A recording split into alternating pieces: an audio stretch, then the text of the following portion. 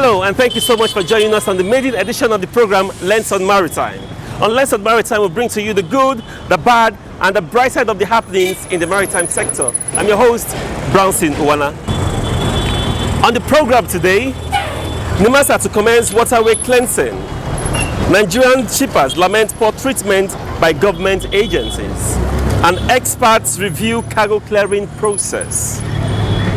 We'll take a very quick break. When we come back, we'll serve you all the details. Don't go away.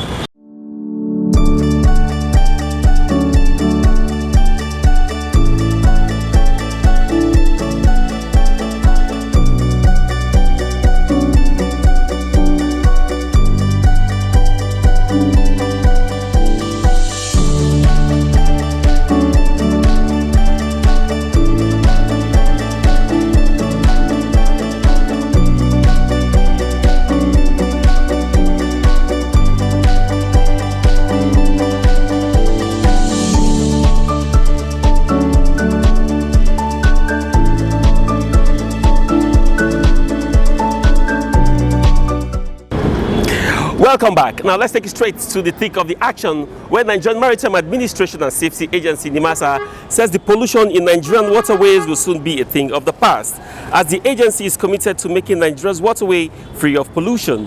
The Director General of NIMASA, Dr. Bashir Jamo, at a media parley with journalists in Lagos, says the agency has signed an MOU with the Maritime Transport Corporation Center, MTCC, to commence emission reduction and cleaning of the waterways to curb pollution.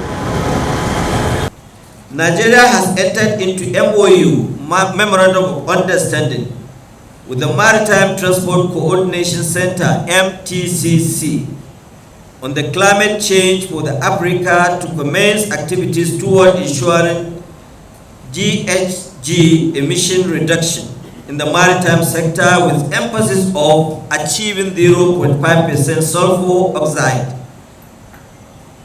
S02 in bunker fuel. This is the international regulation by the IMO to create awareness, establishment of bunker fuel supply register, accreditation of laboratory for testing bunker oil. Our laboratory is already completed. Before the middle of this year, we will have to enter into PPP agreement with professionals who can man the laboratory and will commence the utilization of such laboratory. Capacity building on emission reduction and establishment of compliance monitoring enforcement team. These are the steps we have taken on the marine environment management. Now, the ease of doing business policy of the government seems to be suffering major setback as the trade facilitation process in the port is still bumpy. In this report, freight forwarders core clearing process in Lagos ports. 90% of world trade is by sea, and Nigerian maritime industry has been a major contributor to the country's gross domestic product. The outbreak of COVID-19 in 2020 did not help the sector, as there were rollovers in 2021. Other man-made challenges like poor government policies, corruption within the port, difficulty in moving cargo in and out of the port, which also triggered high cost of haulage, are among the challenges faced in the year in focus. Haja Bola Muse and Abdulaziz Mukaila gives an assessment of the clearing process in 2021. No, in the sense that I feel that we're supposed to be above the state we are practicing by now. But up to now, we've not even reached 1/4 of my expectation. We still have the issue of the shipping company. We still have the issue. I think the terminal issues is getting a bit resolved. One, because if you are free from the shipping company, you won't have issue with the terminals. I think I'm going to score the sector 70-75%.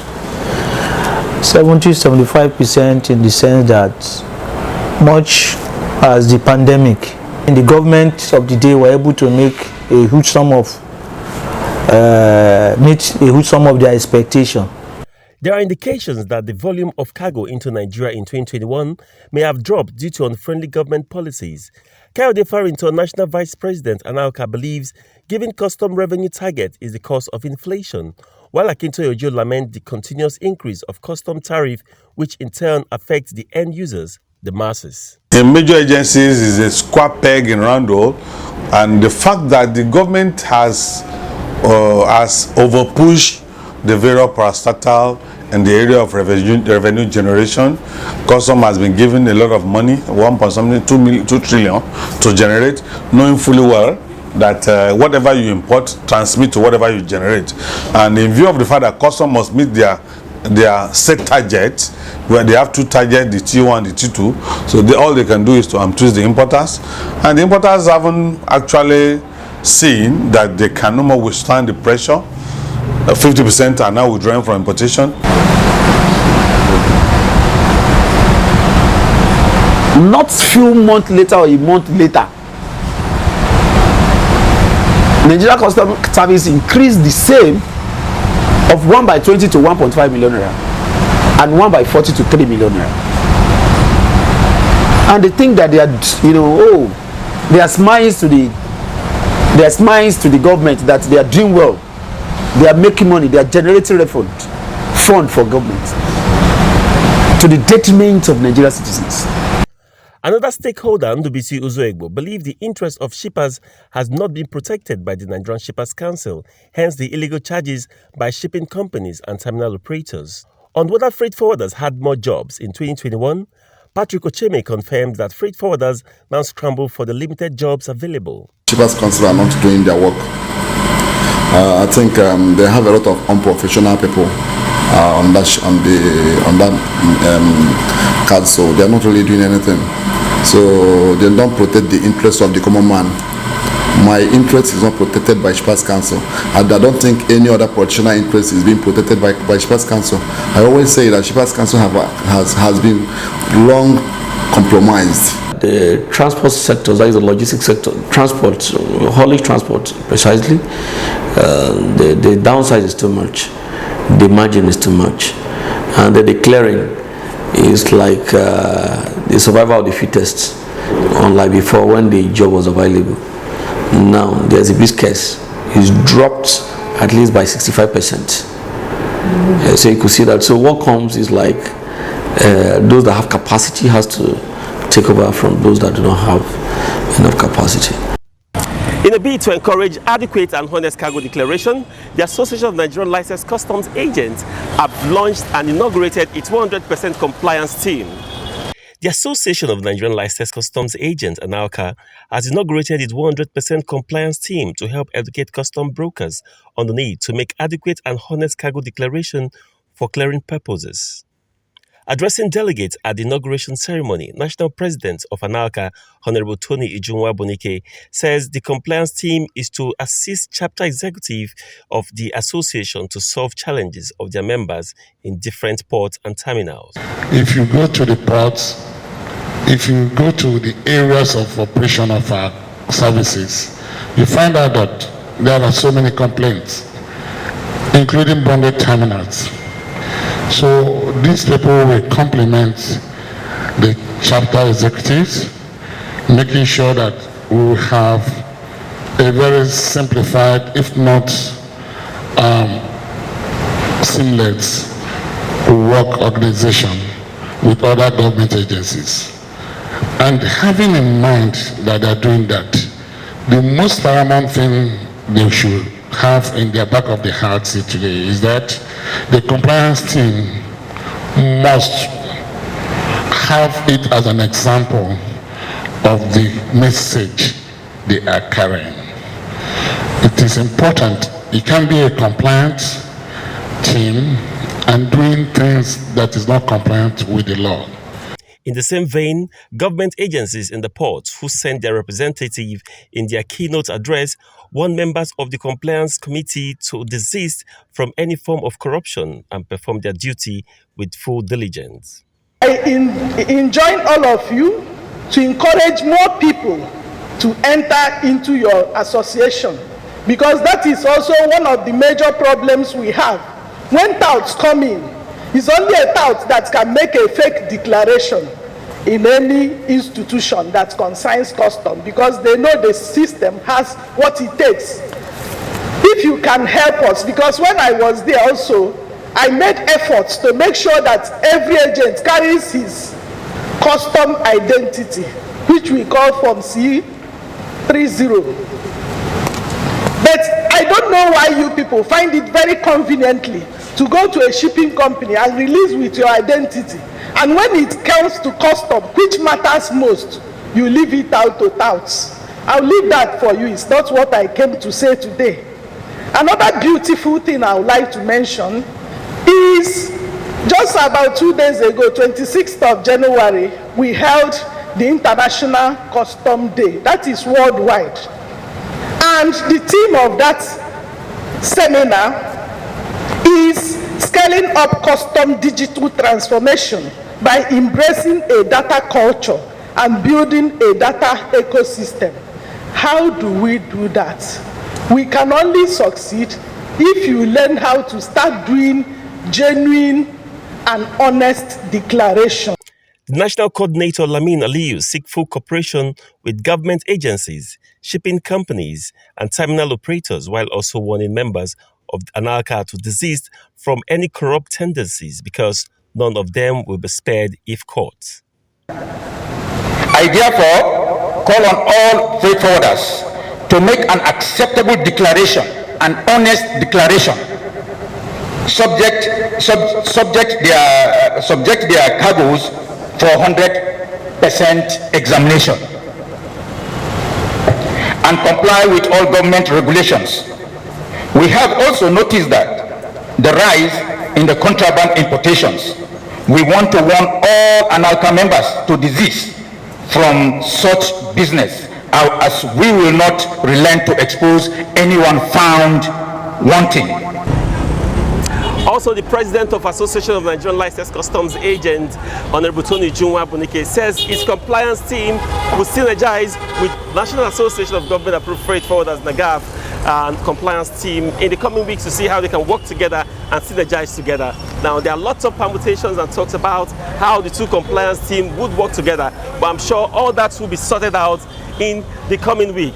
Now, in our talking point this week, lots of things to talk about as shippers are complaining big time about their treatment. Now, Nigerian shippers are lamenting over what they describe as poor treatment from government agencies in the port. As they say, despite taking the responsibility to bring in goods into the country to cater for the needs of the people, they are being treated very, very poorly. Now, their national PRO, Public Relations Officer, Kayode Farrington, tells us more. With over 70% of consumables, raw materials, car and spare parts, textile, petroleum products, among others, being imported into the country, Nigeria is no doubt the highest importing nation in Africa, and this is made possible by the Nigerian shippers. Shippers bring in goods from overseas to make up for Nigeria's lack of production, which is also responsible for the high cost of commodities.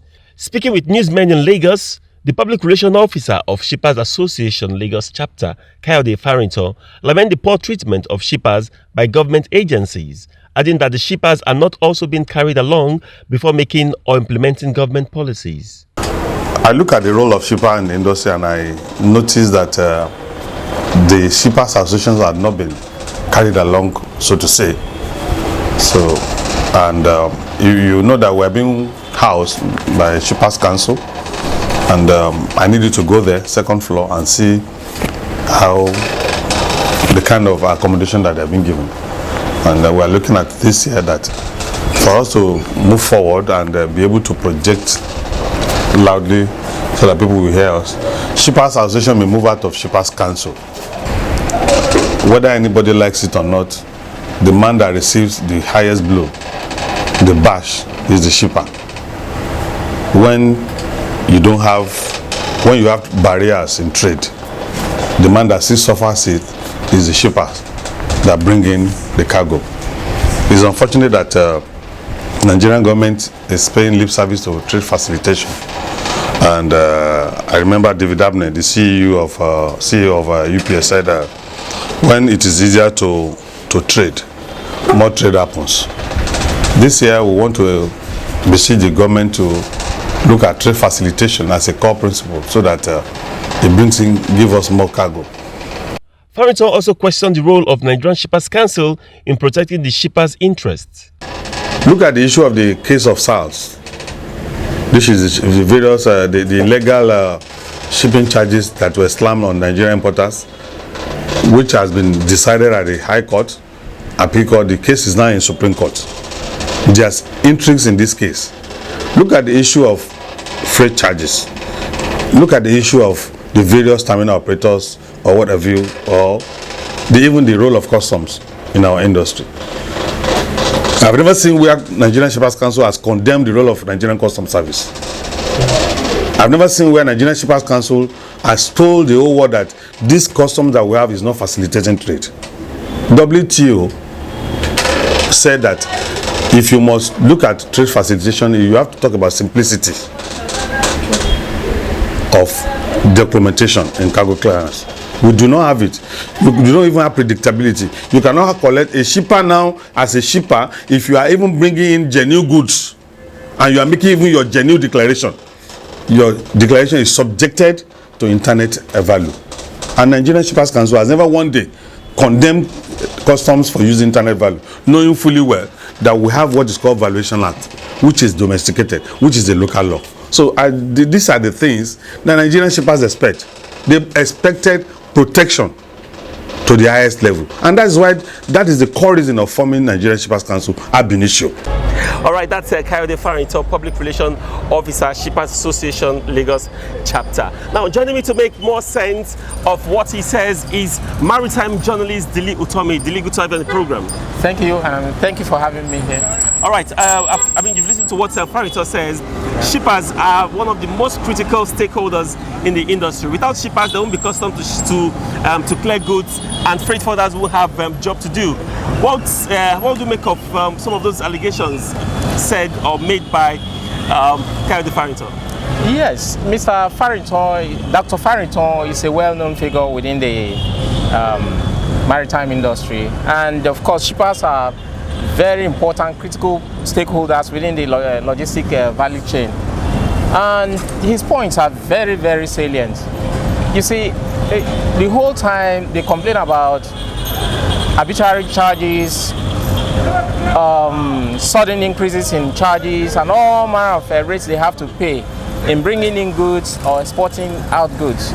And to me, his points are very, very valid, because these charges that they impose on them goes down to have a multiplier effect, a negative effect on the populace, but the final consumers of the goods. You also made mention of moving out of Nigerian Shippers Council building to their own permanent place.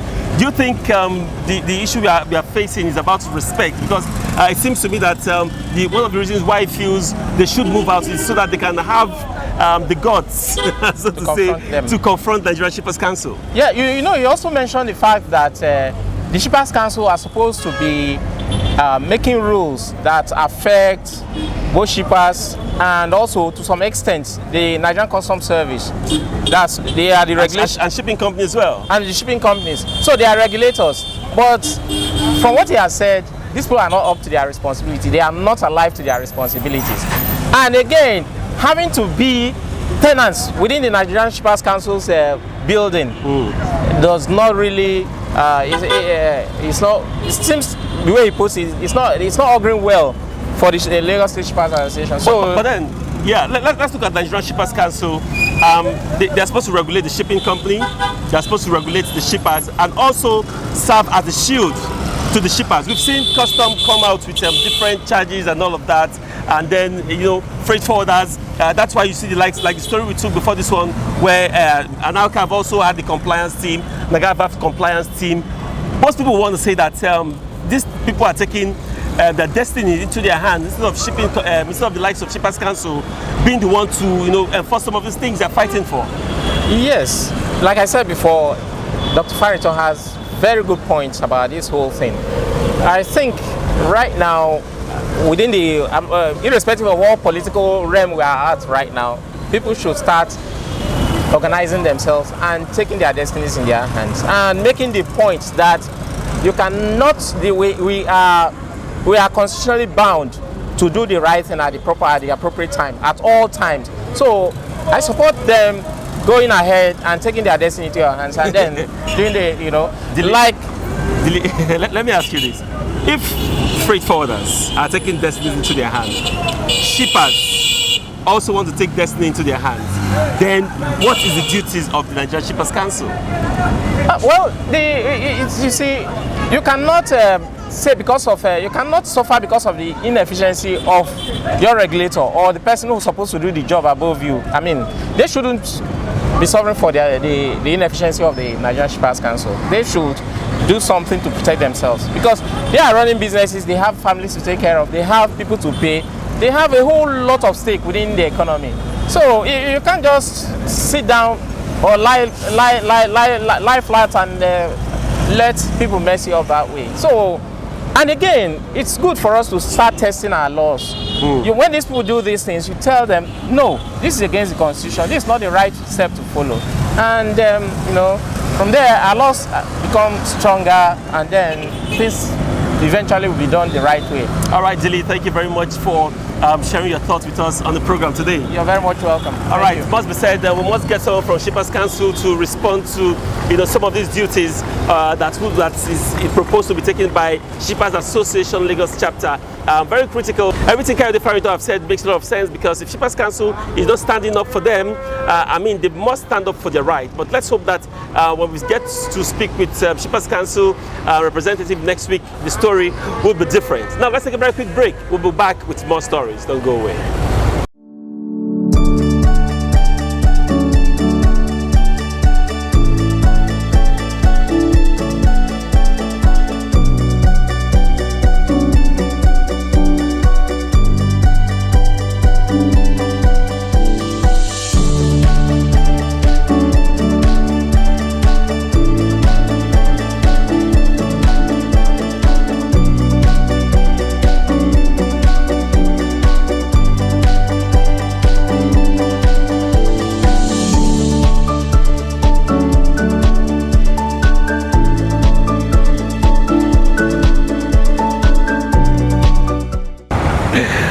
Dilly, thank you very much for that in-depth analysis. But let's move on to something else happening in the sector where the crisis in the western zone of the Association of Nigerian Licensed Customs Agents will soon be a thing of the past, according to the newly appointed Western Zone Coordinator, Femi Anifowoshe. Femi Anifowoshe says he's committed to uniting the Western Zone. We are going to meet some people, some elders, to make peace with them because we are just entering the NECOM what is it called? The hierarchy of the NECOM status now as the coordinator and the secretary. So we are going to meet them, the fashionable elders. We meet them and we will discuss with them so that we can make peace, so that things can go well with us, because these other people, they are using this hanky-panky something in between us to cheat us. Like the custom, the shipping, you can see the shipping company, they will just wake up in a day and they increase their terminal charges. Even the customs, you wake up in a day, you will see 403. In the next morning, you will see 408 without consulting anybody, because the ankler are not in a good terms. We can't say now we had spent a year of our tenure, we can't call it a wasted time. To me, it may be, because we actually did nothing effectively. We actually achieved nothing effectively. When you are talking to a customer, is telling you, who are you? I don't know you. The other chairman just left here. When you are moving to any government agency, they want to refer you to another chairman that just left them. To me, it's as good as we have just 1 year spent from our tenure is out of it. I want the SONA to work seriously with the National Executive Officer to know the extent they have gone as far as the issue of the Western Zone, or the people that their tenure have expired, where they are and what they are intending to do, so that we can bring the two synergy together to form a very formidable team to do the assignment properly. Finally on the program today, it's our message to the government. Now, it's very important, so I have to read this one to be very, very clear in this. Now, it is estimated that all government agencies in the port make combined revenue of about 4.3 trillion naira annually, but this access road, Apapa Ejera Link Road, does not reflect this. We call on the government to fix this road to aid smooth movement of trailers and vehicles. Now, with that is a wrap on our program today. Thank you so much for being a part of it. Now, don't forget to follow us on all our social media platforms currently displaying on your screen right now. Now, let me take you straight to our YouTube channel where it is absolutely buzzing. You can bring out your phone right now, type Nigeria Maritime TV, and of course, click on the subscribe button. Subscription is absolutely free to follow us as news breaks in the maritime sector. My name is Brownson, Unwana. Thank you so much for watching. Until we meet again next week, stay safe.